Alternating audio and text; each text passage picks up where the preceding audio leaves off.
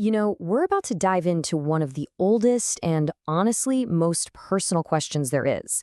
It's a question that's right there at the center of your life, whether you think about it all the time or, try your best to just push it away. And I'm serious, go beyond your name, your job, all your relationships. Who is the you at the very core of all that? It's a question we all wrestle with, and man, it can feel impossibly huge. But what if I told you that a 3,000-year-old text not only agrees that the answer is a wonder, but it actually says that the fact that it's so hard to grasp, well, that's the entire point. It lays out this amazing riddle that, as we're about to see, is just as powerful today as it was 3 millennia ago. So we're turning to just a single incredibly powerful verse from the ancient Hindu scripture, the Bhagavad Gita. Now, it doesn't just hand us a simple answer. Instead, it gives us something way more interesting, a brilliant map of the mystery itself. Just take a second and let that sink in. It's describing people who are seeing, speaking, and hearing about this core self. And they're all in awe of it, right? They see it as a total wonder.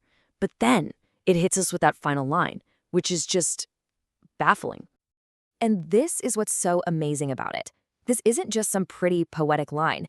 It's actually a step-by-step breakdown of why that deep, true self-knowledge is so incredibly hard to get.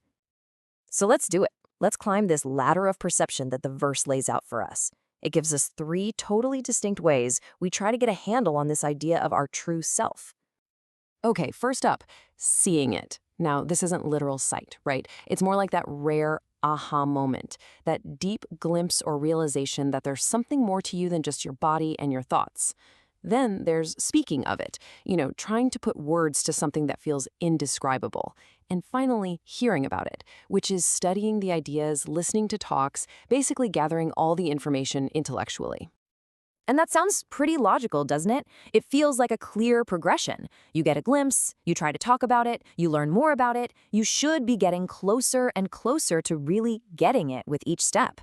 But that's where this verse just flips the whole thing on its head. This is the absolute heart of the puzzle, because after laying out what seems like a totally clear path to understanding, the text just pulls the rug right out from under our feet. And yet, having heard, none understands it at all. So the most crucial, kind of paradoxical point is that even after all of that, after the glimpse, after the talking, after all the learning, true, deep understanding is still completely out of reach. And that's the big question, right? Why is there this disconnect? If we can engage with the self on all these different levels, why does that final, most important step of actually knowing it, why does that stay out of reach for pretty much everyone? Well, the text gives us a few really clear reasons. See, the problem, according to this way of thinking, isn't with the information we're getting. The barriers aren't out there somewhere. They are deeply, deeply internal. They're the very filters we use to see the world. And the obstacles it points to are incredibly down to earth. You've got the powerful grip of the ego, which creates this false identity. Then there's the constant noise and distractions of the world. Maybe we don't have a good teacher, or maybe we just don't put in the work. But the deepest barrier is this one. We try to understand the self like it's an object we can study, when it's the very subject that's doing the studying. You just can't put your own eyeball under your own microscope, right? Let's just zoom in on that first one for a second, because it's the big one. In this context, ego isn't about being arrogant or full of yourself. It's that powerful, automatic sense of I that identifies with all the temporary stuff, my body, my thoughts, my feelings. It builds this character, this mask that we mistake for our true face, and it completely blocks the view of what's really behind it. So this all leads to a pretty radical conclusion. If the problem is the ego and our whole perspective, then just gathering more facts, reading more books, or listening to more lectures, that's not going to solve it. It's not an information problem. So if it's not about knowing more, then what in the world is the answer? Well, the verse kind of points us away from just collecting facts and toward a totally different path, one that values a different kind of knowledge altogether. The source material has this fantastic analogy.